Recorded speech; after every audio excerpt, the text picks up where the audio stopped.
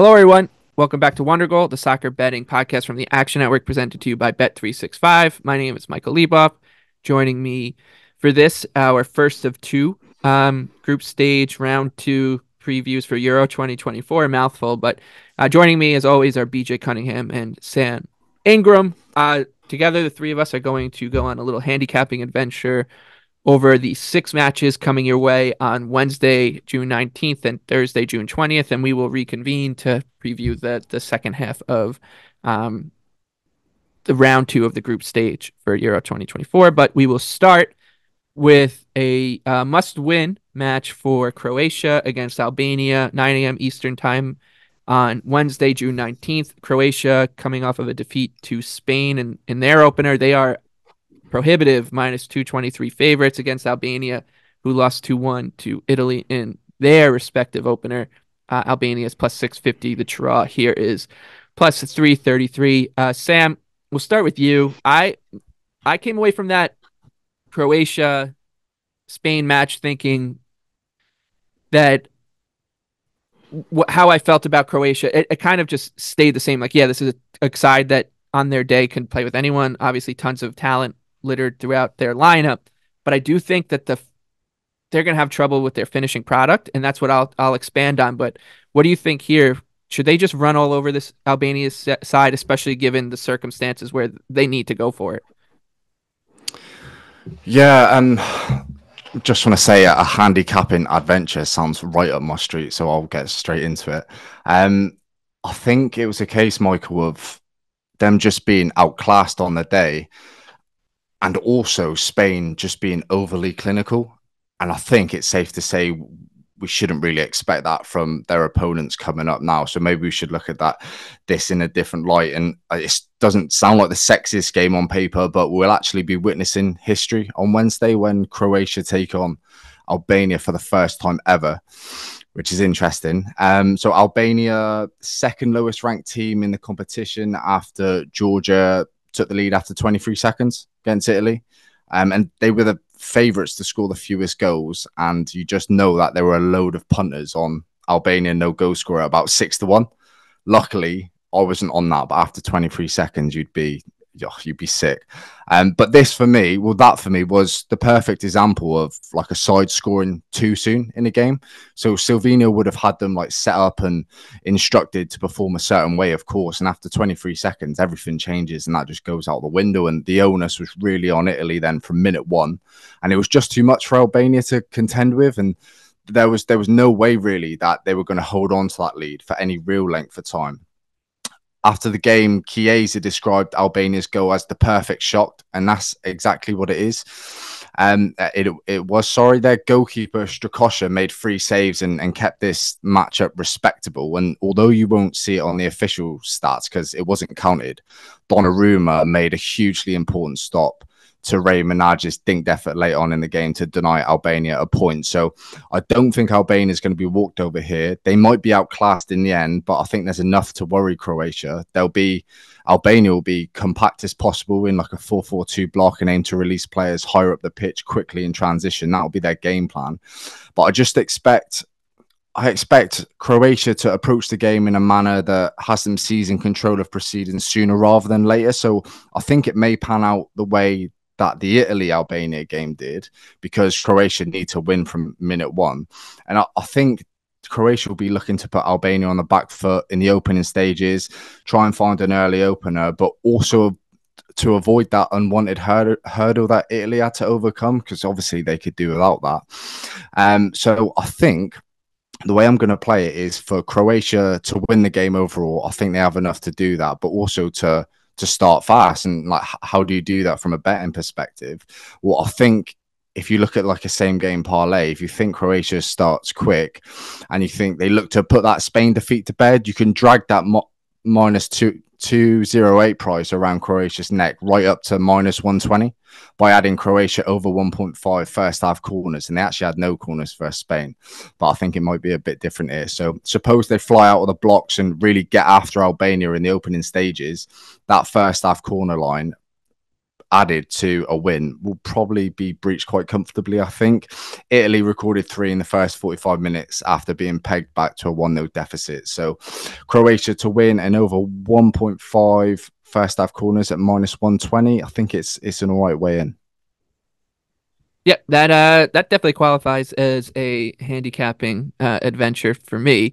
Um, so well done getting that one across. I think that a lot of times in these situations, bettors will just flock to, because we know that both of these teams are going to go for it. They both need to get something on the board. Obviously, that looks very different for a team like Albania compared to a team like Croatia. So people will just naturally gravitate towards goals. And in these situations, as BJ would know, I like to sprinkle a small bet on the 0-0. And I think I'm going to do that here. I think that this one sets up as a classic Albania, just sitting back, looking to counter, not, you know, trying, I guess, or not at least trying to be on the front foot, sitting back and letting Croatia just ping the ball around. And I don't think Croatia has that, the clinical finishing in them anymore. So I think that this thing could end up being one of those situations where you after the game, you're just wondering how on earth did Croatia not get one across the line, and Albania celebrating a 0-0, getting a point and keeping their tournament alive. So in a weird way, I think that this is going to be one-way traffic for Croatia, but at the same time, that's fine with Albania, and I think that they'll be able to be as organized as possible here, BJ. And I think if you're going to get close to 9-1 on a 0-0 in this situation with two teams that I don't think are going to light it up in terms of scoring, I'm okay with it. Yeah, I'm kind of in the same light as I guess both of you right now. Is that I like under 2.5 at -120. So the thing about Croatia is, if you look, they did create well over 2 expected goals against Spain. There was a penalty in there, but pretty much all of their chances came after Spain was up 3-0, right? So when the onus is on you and you're down so many goals, of course you're going to be more aggressive going forward, and naturally the opponent is going to be more passive because they're up 3-0 and they're trying to defend a lead, right? Before it got to 3-0, Croatia hadn't even created half an expected goal, and even the like quote unquote big chances that they had that came after those Spain goals were all just kind of shots from outside the box, which is generally what their offense kind of settles on, right? It's kind of shots from outside the box or just crosses that go to, Budimir or Kramaric, and typically they are of lower quality. I give Albania a lot of credit for that defensive performance against Italy. They held them to 1.6 expected goals. It was a lot of low quality chances from Italy. The back post header that got Italy up 1-0 was probably the biggest chance they had for the entire match. Savinho, like Sam said, is going to set them up in a very compact defensive block, which is one, with Croatia being the one having to control possession and build up. I'm not sure that they're really capable of consistently creating high quality chances. They may very well put the ball in the back of the net, but as soon as they do, you saw the limitations of Albania's offense, right? Yes, they scored in 23 seconds. But after that, they didn't do anything. They couldn't even create a half expected goal. They took 7 shots. 4 of them were from outside the box. They're just an offense that relies on transition and shots from outside the box. So if that's the only 2 things you can do against a Croatia defense that I still think is pretty good. I know they gave up some chances here to Spain, but it's a very different type of opponent than a Spain team where you have to choose whether you're going to press them or if you're going to play passively. If you play passively, well, they're just going to pass the ball around you, and you're going to have to be really good defensively. If you press them, then you give them a chance of opening up, which kind of happened on the first goal from Morata.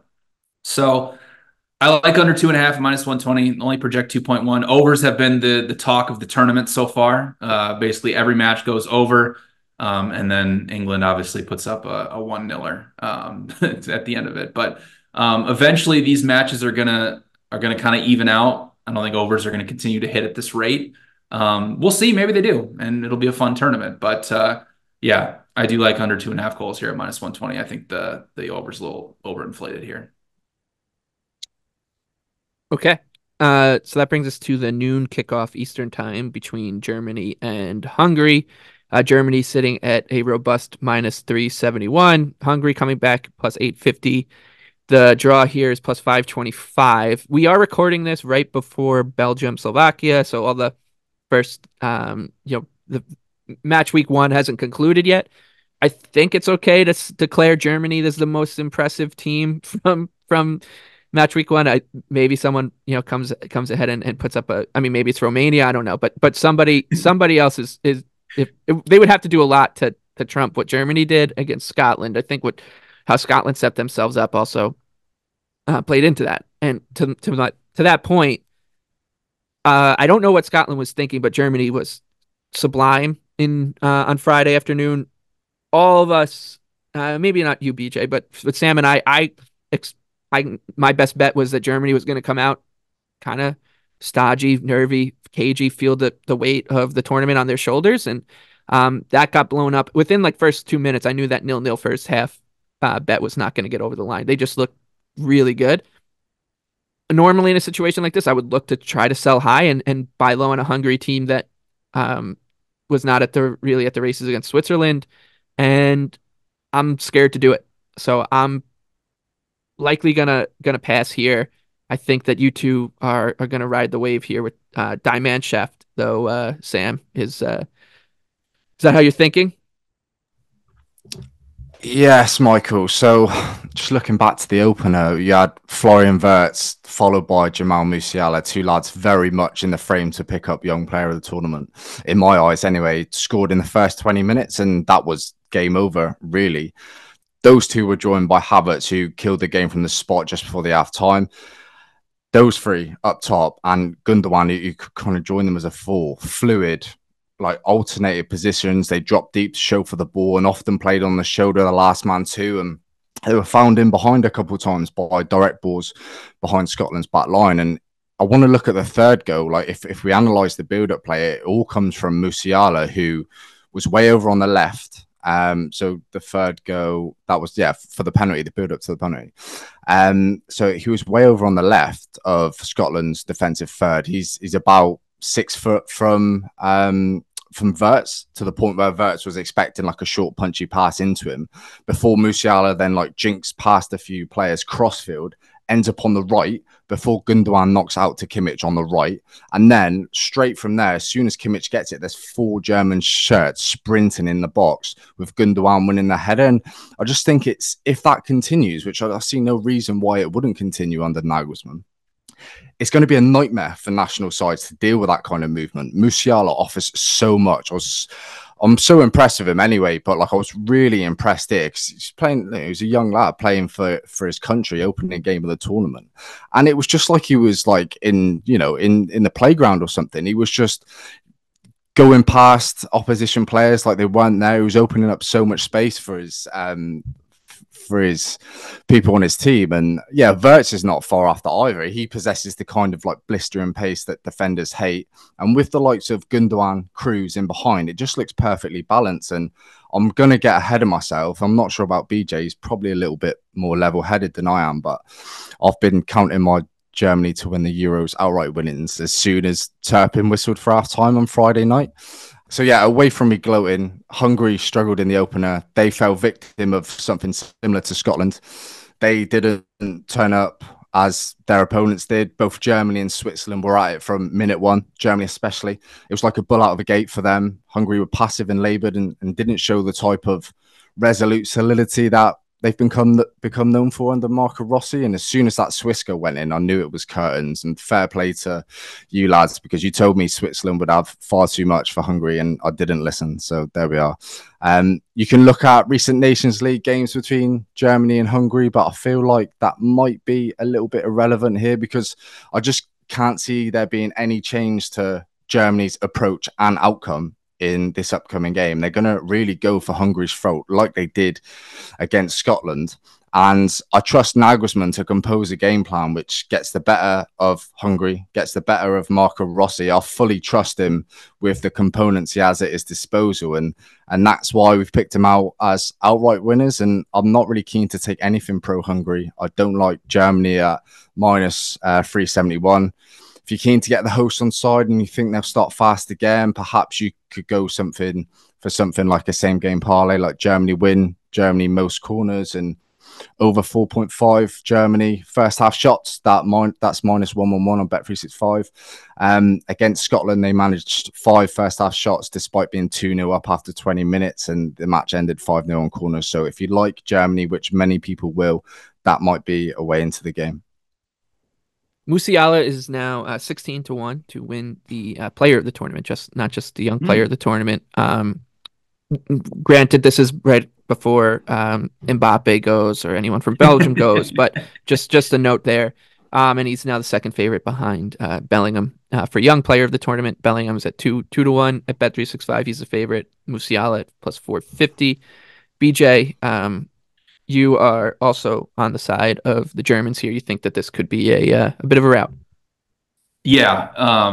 So here's the problem that lies for a team like Scotland, and Hungary is kind of in the same aspect, is if you are generally a team that plays a low block and primarily plays in transition, the second that you get into a negative game state is when things tend to fall apart.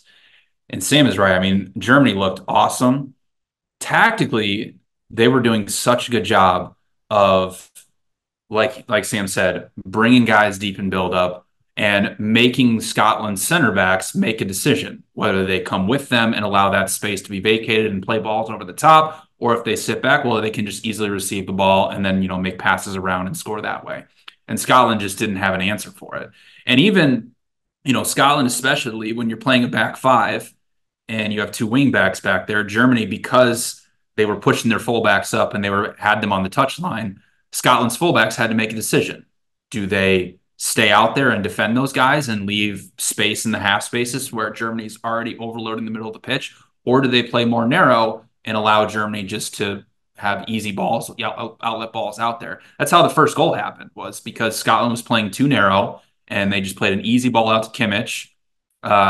Wirtz just came inside right in the center block because the rotations were too slow, and boom, 1-0. So that can absolutely happen to Hungary here again, because Switzerland did the exact same thing to them. But what was really concerning about Hungary is when they went behind, their press looked a lot like Manchester United over the second half of the season, where it's just all the forwards are pressing, the center backs and the defenders are staying back. Once you beat the person by the pressure, you're just running at the defense over and over and over and over again. And if they do that here against Germany, that becomes a big problem, because they're going to have to be desperate, being down, not having any points here so far. Pretty much their last game is probably going to come down here. So I like Germany over 2.5 goals at +120. They're just, tactically, they are the best team in this tournament at finding space, using movements to create that space, especially against low blocks. So I don't see any reason why Hungary would be able to not only stop them, but once they go behind, why Germany wouldn't just keep piling it on and being able to do that. So, the markets, we'll get to this in this next match too, but the markets tend to move very quickly. And one of the benefits, if you're somebody who's betting the Euros and you don't typically bet on soccer, and you're like somebody like, well, I bet the NFL or I bet the NBA. One of the great benefits of having it, betting on soccer, is that the matches that are happening the odds are available and sitting right there as the matches are going on, right? So if something happens in one of those matches where it'd be like Switzerland getting hammered or Hungary getting hammered, you can generally get a better price as you're watching the match than what it is, because Germany went from their spread of -1.5 to another -1.75. And I'm guessing by the time we reach, match time, it could be closer to 2. So just, if you're somebody that's betting these, be on the lookout for better prices as you're watching them, because it's an international tournament. There's going to be overreactions. We like to bet against that, but if you really think that, a team like Germany is going to do that, be on the lookout for prices in advance for their next match, because generally you can get a better price than what it closes at. Let's talk about an overreaction. I'm going to be playing into that in the next one. Switzerland is now -120. Their odds on the 3-way line to beat Scotland. Scotland +320. The draw here is +275. I'm going to be on an island here because I think Scotland's going to be pretty friendless in the betting market, and I can totally see why after that performance against Germany. But I just can't imagine them A, playing worse, and B, setting themselves up like that again. It was bizarre from the second, and credit to who's Ian Dark and Stuart Holden in the States on the broadcast for pointing it out immediately, that the high line plus like the lack of pressure on Tony Cruz just was a disaster from the onset. Let him just pick passes, and it turned it into a bit of a training ground exercise for Germany. I'm expecting a bounce back here from Scotland, and as impressive as Switzerland looked in their opener against Hungary, I think that Scotland should set themselves up very differently than Hungary did. I think that this is going to be a situation where Scotland will be they'll be the Scotland that I expected in the first half against Germany, like organized, dying for the shirt, physical, knowing full well that they need to get something out of this game to have a chance and set up what would essentially be a playoff against Hungary in that third match.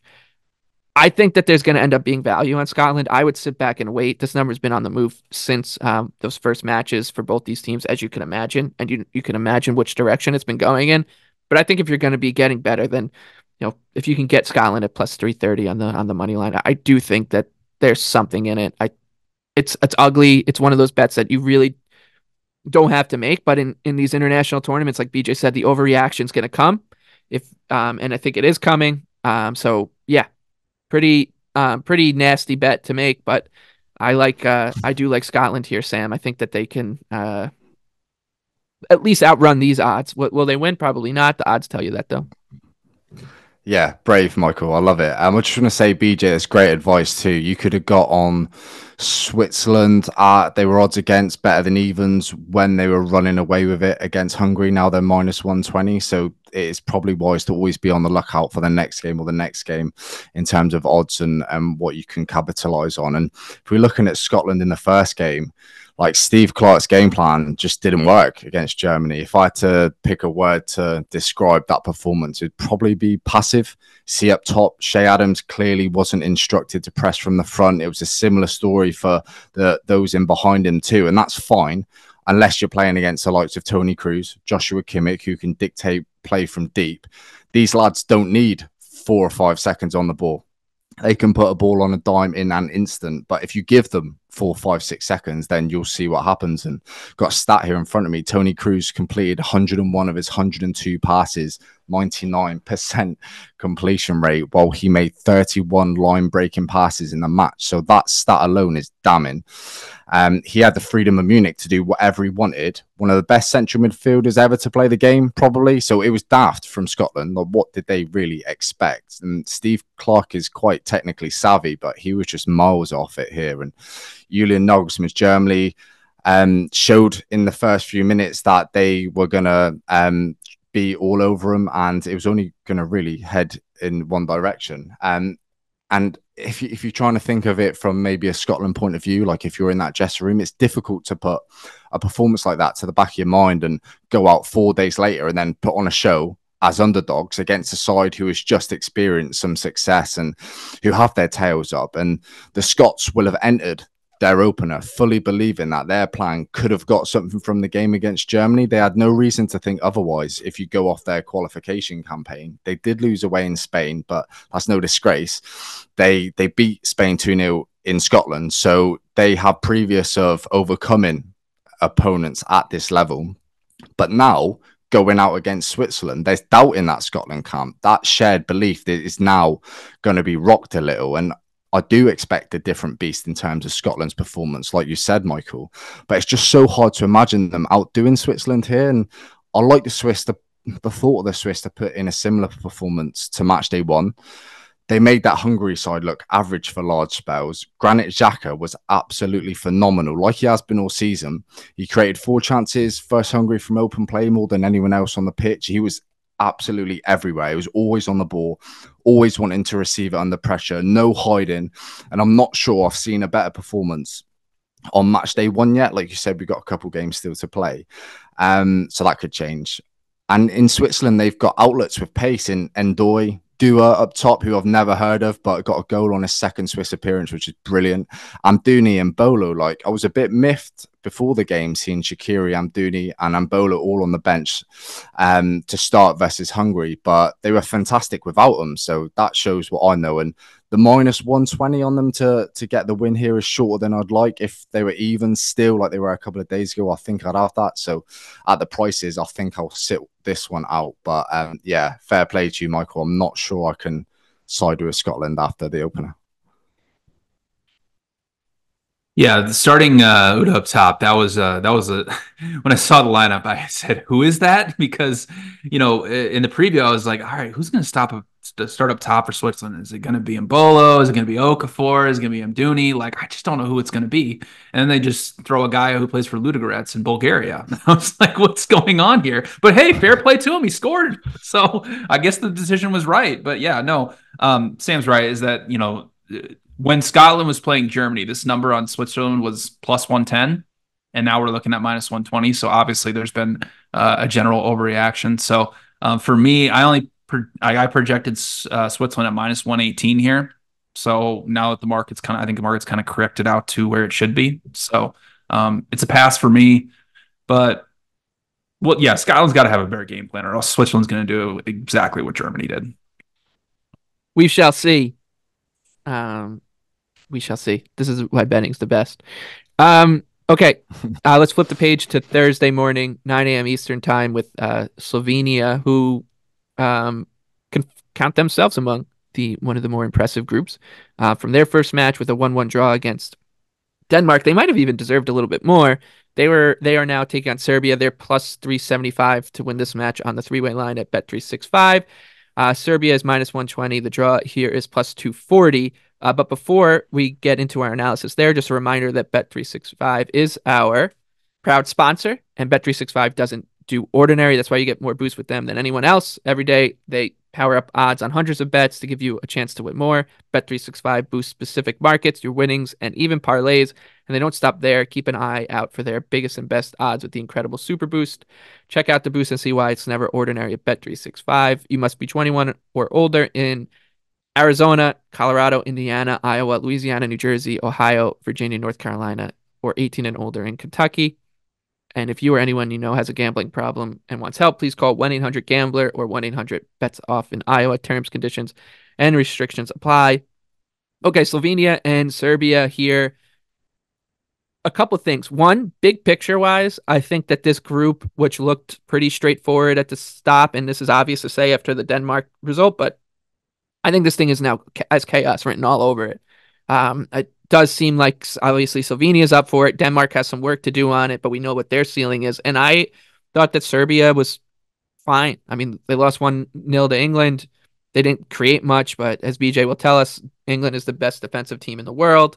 And I still think that the Serbia team has more to give. You look at the talent on the pitch, and as I noted in the preview, like there is some weird tension between the team and the manager and the country and the manager in this situation, and perhaps that's spelling out and the game plan just isn't communicated properly or whatever. But I still believe in this team. I don't believe in them enough to lay this price on a three-way line against a Slovenia team that looked really impressive, especially in that second half against Denmark. But I do think that Serbia, just because they lost 1-0 to England, their outright odds drifted to like 110-1, and obviously that will correlate with them to advance, with them to finish second, all that kind of stuff. I still think this is a buy team in the big picture, but I'm just gonna ride my futures on them instead of betting them here. I do think that the market looks a little too high on Serbia on the three-way line here, and what could be a pretty stodgy match. Obviously, Slovenia would be over the moon with another draw. They'd probably want to get a little bit more than that, and Serbia's got to go for it here because they've got a tough one with Denmark on the other side of the horizon. So I guess that could open up the gates a little bit more here, Sam, and that's where you're going. Look, Michael, I was really impressed with Slovenia against Denmark. Watching the first half, it was obvious that Denmark were the better team, filled with technically gifted players. Clearly, Christian Eriksen should have doubled Denmark's advantage in the first half, and that would have been them out of sight, but they didn't. Slovenia stayed in the game and always looked threatening. every other attack, you felt like they were going to create a goal scoring opportunity up top. If you have a look, if they've got Benjamin Sesko, who will shoot on sight, he generates so much power from such little backlift, and that's a handy tool when you've only got 1 or 2 seconds to get a shot away. He pinged the post from about 30 yards out in the second half after another whistled wide before the interval. Andres Spora up top, I thought he was decent. He can't hit a barn door, but he generated 0.82 xg, felt like 8.0 xg, but his all-round game really stood out. He's very, very fast. He's always looking for that run in behind every time. And if forget about the wing backs, that Serbian back three, the three central defenders, they've got a combined height of about 50 foot. So don't be surprised to see Spora continue playing on the shoulder at every available opportunity. He made so many runs in between the centre backs or on the shoulder of one of them that either wasn't seen or wasn't executed in terms of the pass. So the blueprint is there. We saw it, Serbia v England, Saka v Pavlovic on the right. So if you can get them turning and facing their own goal, as a defender in the mode of a tough tackling, no-nonsense type player, that backline will want the Slovenia goal ahead of them with the game in front of them. The last thing that Pavlovic wants is to be on the spin against a Spora, Sesko, Saka, anyone else with a yard of pace, really. So that's the blueprint. I think Slovenia will utilize that. Sesko's a bit of a different beast. He can get in behind you too, but he's got the intricate football in his locker. He'll hold it up, bring the midfield and wide men into play. And in a 4-4-2 with Spora, almost like a big man, little man combo that us English absolutely love. Like if you think Heskey and Owen, Crouch and Defoe, like they'll cause problems. And I've probably got a bit carried away with this, to be honest. I've not even touched on Serbia, who I was quite frustrated with last night. They really, really struggled to link midfield and attack and progress into England's third. I think they'll find much more joy against Slovenia, but I believe a lot of it was their own doing against England, not so much that England stifled every attack. I know they're one of the best, defensive teams in the world, and any nation's going to struggle against them, but Serbia didn't help themselves. And you've got they had joy down both wings in the second half. That wasn't exploited enough. You've got the biggest team in the tournament. You've got two absolute lumps in the box. You've got to make the most of that. You've got to play to your strengths. In qualifying, their 26.8 crosses was the most of any nation in Germany this summer. And if I was the manager, if I was Stojkovic, I knew exactly how I'd have played this. I'd have targeted that new centre-back pairing of Gahey and Stones without Maguire, who I think second to only Van Dijk in terms of aerial win percentage in the Premier League this season. See if you can get any joy there. Get the ball out wide, exploit the space in behind Saka and Foden, capitalise on any turnovers, possession gain, win free kicks in England's half, and just go direct and long from there. And we didn't see enough of it. I think there was 19 crosses in the end, and there wasn't one shot from those crosses. So, yeah, I just think that there's a lot more from Serbia to give. Their attack is most definitely their most efficient weapon, so I wouldn't be surprised if they find a way to enter Slovenia's defensive third, which looks shaky, with a regular degree of success. And for me, I feel like there's goals here at either end, and both teams to score at, I think it was -120. I really like that, and it's probably one of my favorite bets of the round, I think. Michael, I'm going to be on, and you'll remember this, I'm going to be on over 5.5 goals at 15-1. All right. This happened at the World Cup. Serbia played Brazil out of the gates. They looked horrible offensively. They couldn't do anything against a side that just controlled the match from start to finish, kind of like what England did. And then what happened? They got into this crazy back and forth match with Cameroon. Yep. Which can exactly happen right here, because you saw with Slovenia, like, they are like Roy Hodgson ball in a sense, because they are 4-4-2. We're going to play in transition. Excited. We're going to play long balls. We're going to be good on set pieces.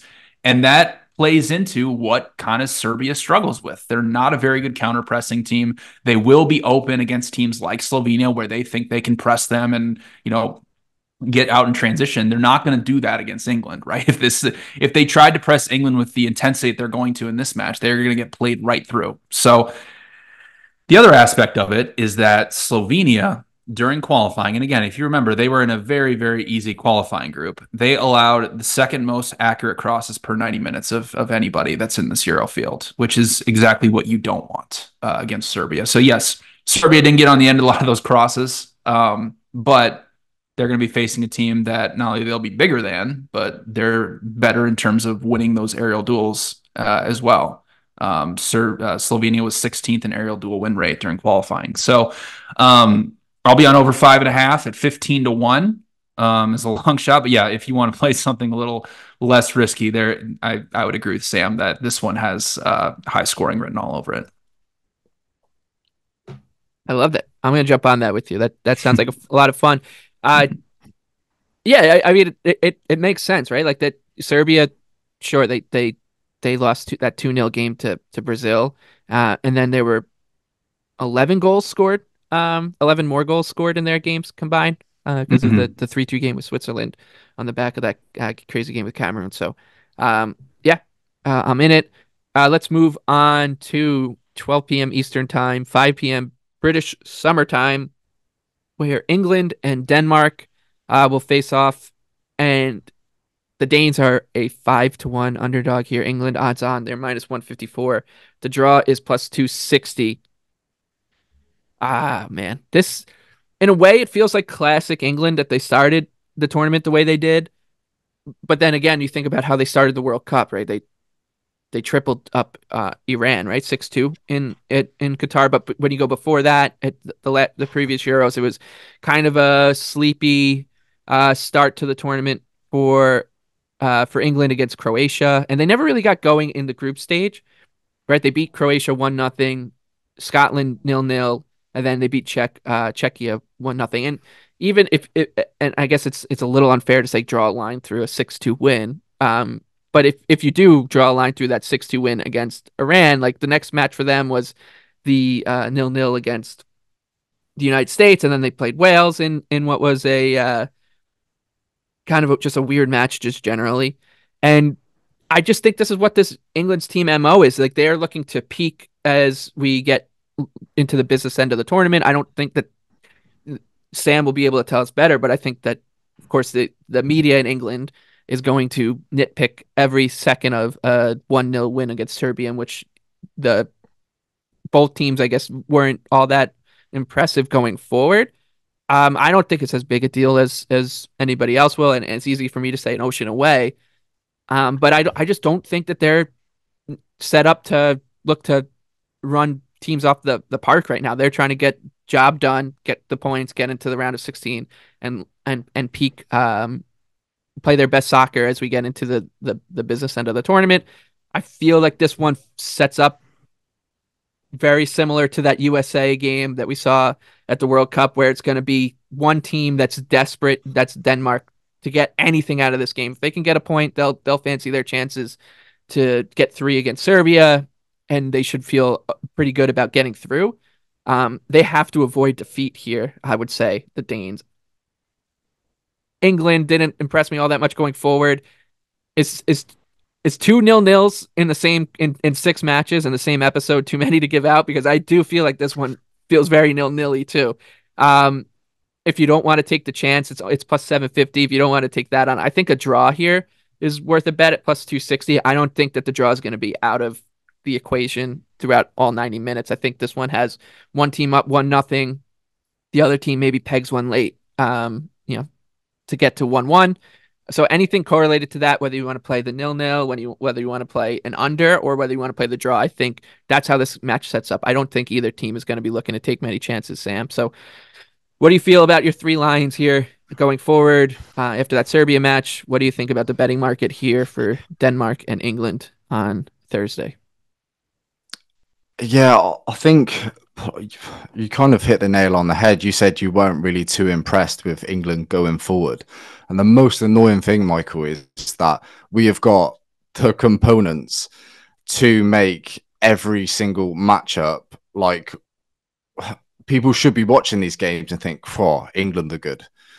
Our opponents should be coming off the pitch thinking, "Well, we've absolutely run ragged there, 20+ shots. We were lucky to get away with a 2-0." But it just doesn't happen that way. And I think that's the biggest annoyance. Like, as a spectacle, England versus Serbia saw less expected goals generated than any Premier League game last season, 0.69 XG. The 11 shots in the game, split Serbia 6, England 5, which is funny, was also the lowest of any of the 322 games at the Euros on record since 1980.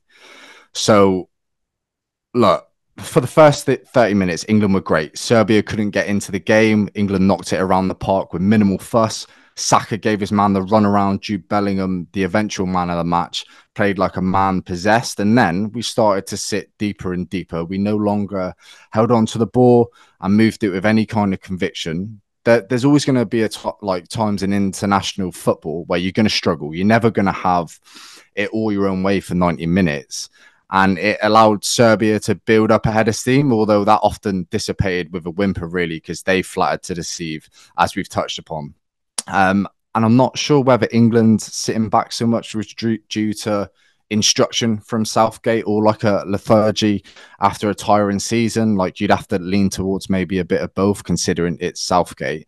And we did enough on the night. There are some positives. Denmark up next, a better side in build-up, and a team likely not to be as toothless as Serbia was. They struggled in their opener as the clock ticked down. They were comfortable in the first half, but Slovenia always looked dangerous in position when advancing up the pitch. Into the second half, Denmark were lucky to get a draw in the end. And if Slovenia can cause that many headaches, then I'm sure England can. The question for me is, like, what are we going to get from England? Are they going to go ahead and see the game out? Again, I don't think this will be one for the ages. I'm not sure if I'm going to take a bet, but if a gun was to my head, England winning under 5 goals is a potential for me at just shy of even money.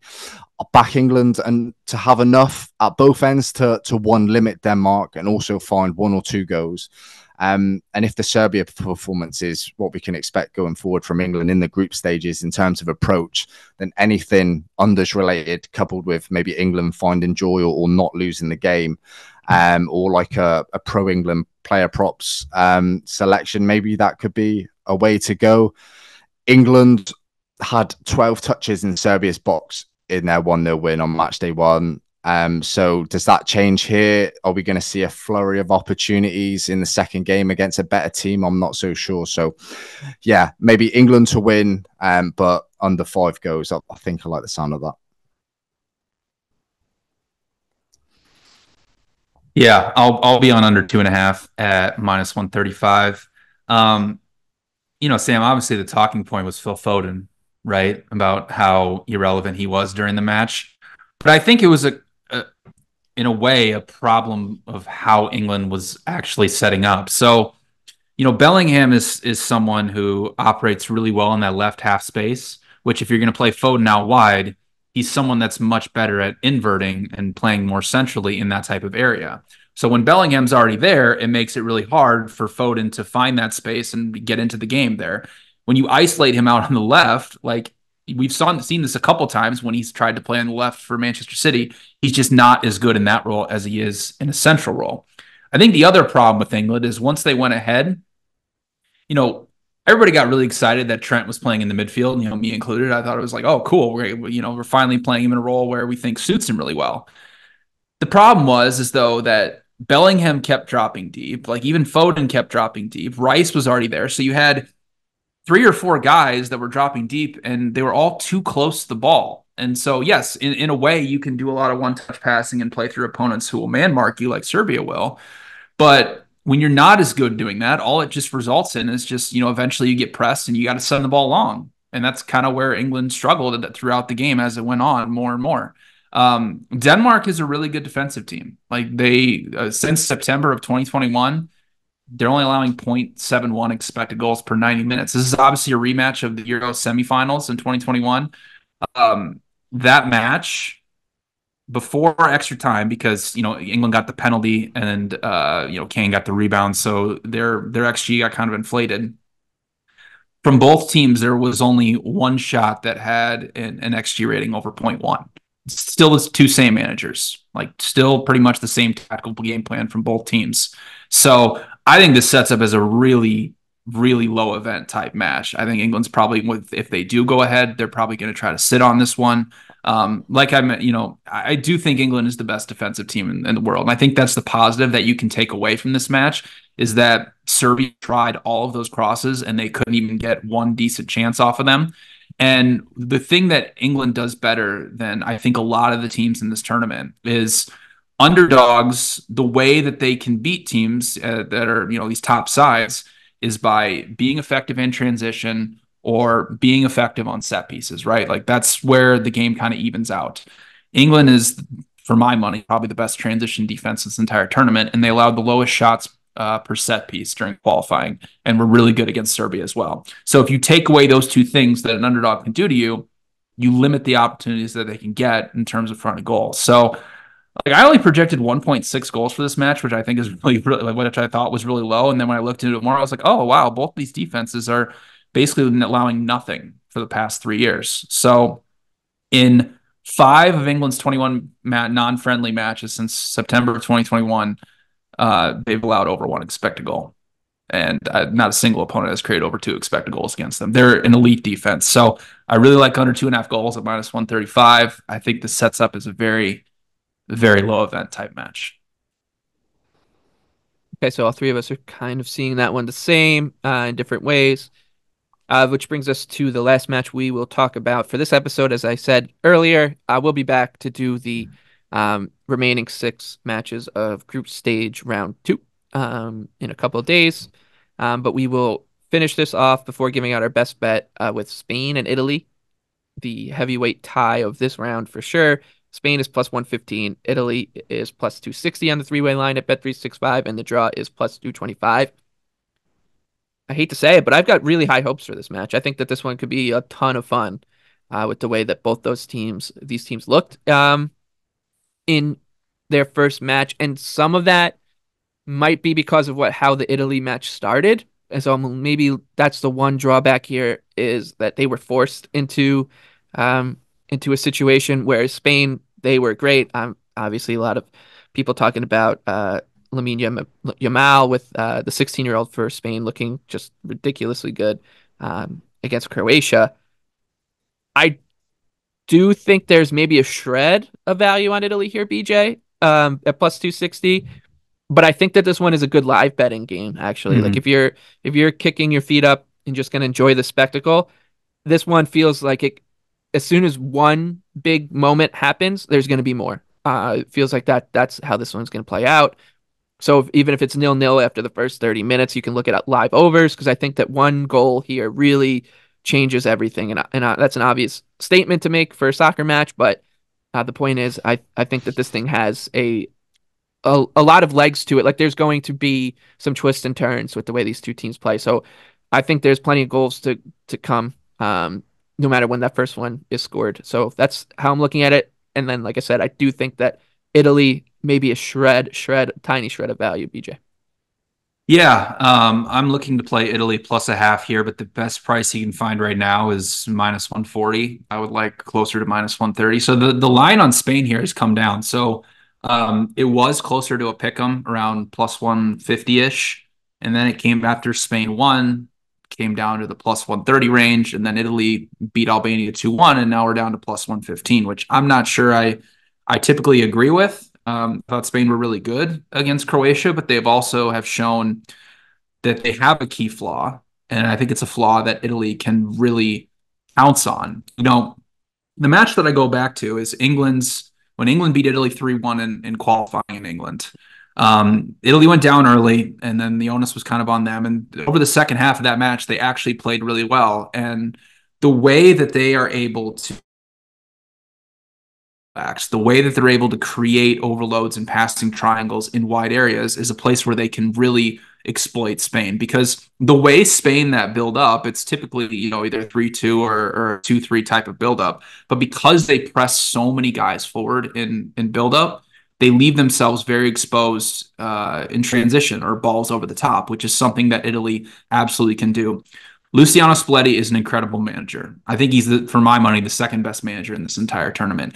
He's so adaptable to every situation. Like if in a situation like this, he'll have his team set up to play incredibly direct. He's not just going to build out of the back.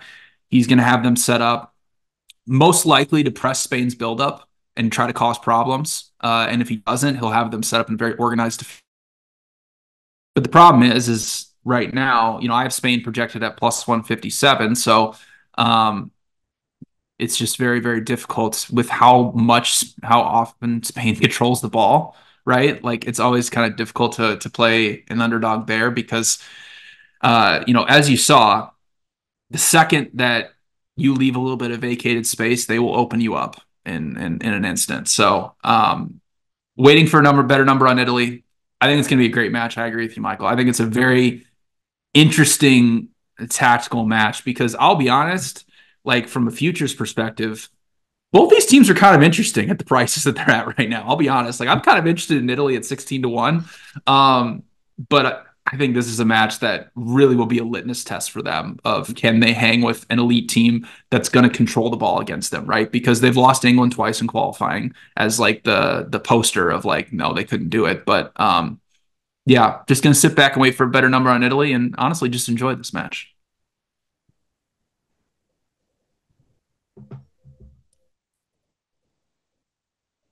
Yeah, and I think that from the futures perspective, probably if you are looking to dip your toe into the Italy waters, maybe the best outcome for you is like a well played 1-0 loss because we'll keep the number there and whatever and because a win and we'll see Italy get slashed here. Sam, what do you think here, Spain and Italy?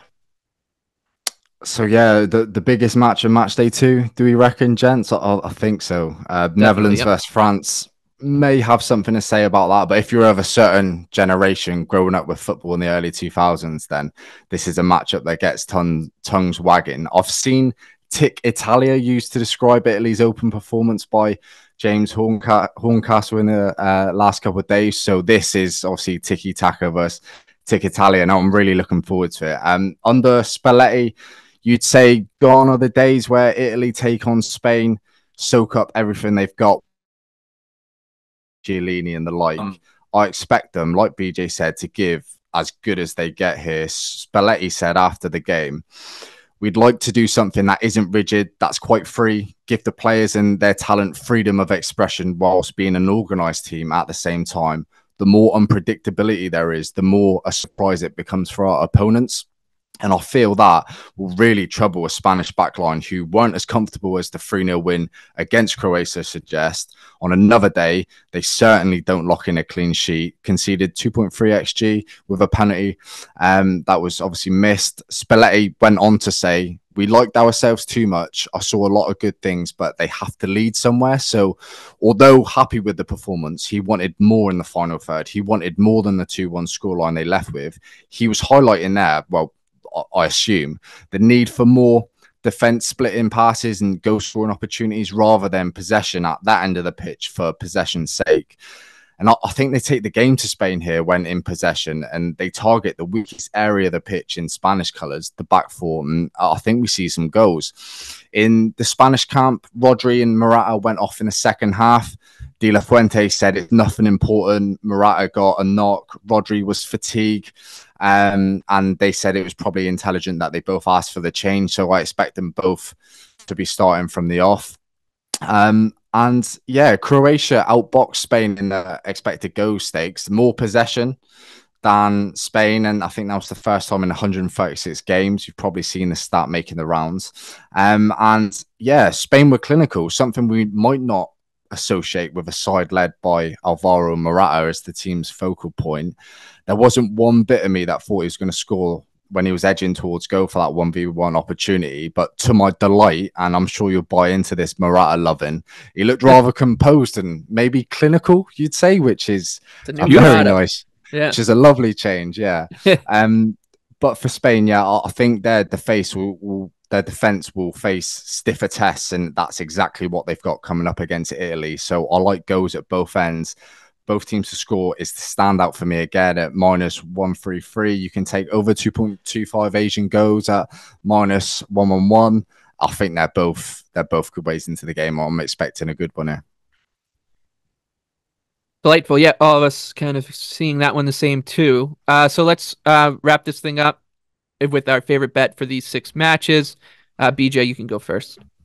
England, Denmark, under 2.5 goals at -135. England played a very incredibly low event type match against Serbia, where there was only 0.71 expected goals total created. And it kind of just blends into what England is under Southgate. If they go ahead, they tend to play a little bit more passively, but they are the best defensive team in the world. Since September of 2021, they're only allowing 0.57 expected goals per 90 minutes. Even in the semifinal they played against Denmark at the last Euros, there was only one shot in regular time with an XG rating over 0.1. Denmark will probably come out in a very similar type of defensive game plan that Serbia had. England's having a little bit of difficulties with build-up, giving better structures, getting the ball into the final third, and creating more dangerous chances. So I think this sets up for generally a very low event type match. So I like under 2.5 goals at -135. All right, I'll take a shot here and go with the Scots as my favorite bet on the money line against Switzerland. I think that this number is going to get out of control. So when we start to see the money continue pouring in on Scotland, I think you can strike plus 320 right now. It's fine as well, but I'm expecting a much better performance from Steve Clark and the Tartan Army against the Switzerland team that I still think can a Switzerland team that can be gettable. Don't think the gap is this wide. We're just reacting to Scotland getting pummeled by Germany, Switzerland pummeling Hungary. So I'm gonna take a little risk here and go with Scotland to pull the upset. Sam, what about you? I'm going Slovenia versus Serbia, both teams to score -120. I just think that Sesko and Spora up top for Slovenia, I think they're going to cause that Serbian backline all sorts of problems. And equally at the other end, that Slovenian defense look a bit shaky, and I just can't see Serbia not getting in on the action too. So to get both teams to score at -120 just feels like a no-brainer to me. So yeah, both teams to score, Slovenia, Serbia. Okay, that will do it for this episode of Wondergoal. We will be back in a couple days to preview the back half of round 2 of the group stage. But until then, best of luck with all your bets. Thank you to anyone who's rated, reviewed, subscribed, and thank you to our producer Noah for all the hard work on the back end.